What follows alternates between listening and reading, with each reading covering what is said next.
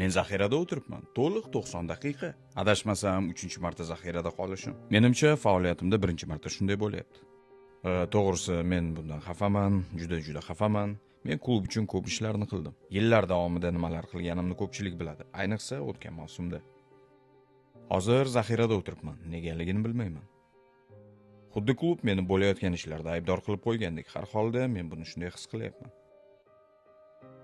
Va fikrimcha, aniq shuki, kimdir meni bo'layotgan ishlardagi asosiy aybdor sifatida ko'rsatib qo'ymoqchi. Klub menga yozdi, ko'p narsalarni va'da qilgan va hozircha hech narsa bajarilgani yo'q. Men 3 ta o'yindan beri zaxiradaman. Ya'ni ular va'dasida turdi deb ayta olmayman. Murabbiy bilan munosabatlarimiz yaxshi ekanligini bir necha marta aytganman va kutilmaganda munosabatlar buzildi. Nega bunday bo'lganligini bilmayman. Bu xuddi aftidan kimdir meni klubda bo'lishimni xohlamayotgandek.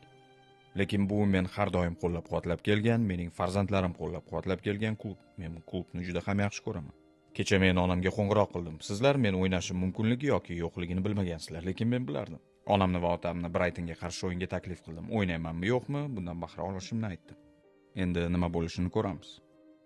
Brightonga qarshi o'yinda maydonga tushamanmi, yo'qmi, umuman zaxirada bo'lamanmi, o'zim uchun bahra olaman. Bu yog'iga nima bo'lishini bilmayman. Shunchaki Enfieldda bo'laman, muxlislar bilan xayrlashaman va Afrika Kubogiga yo'l olaman. Sababi terma jamoaga borib qo'shilganimda u yog'iga nimalar bo'lib ketishini bilmayman. Bu vaziyatda endi nima qilasan?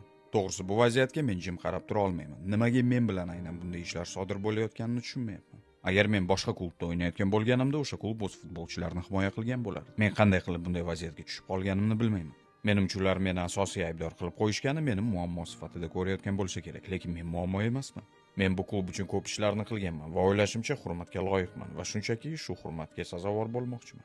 Men har doim o'z pozitsiyamda o'ynashim uchun kurashishim kerak emas. Men buni allaqachon isbotlab bo'lganman.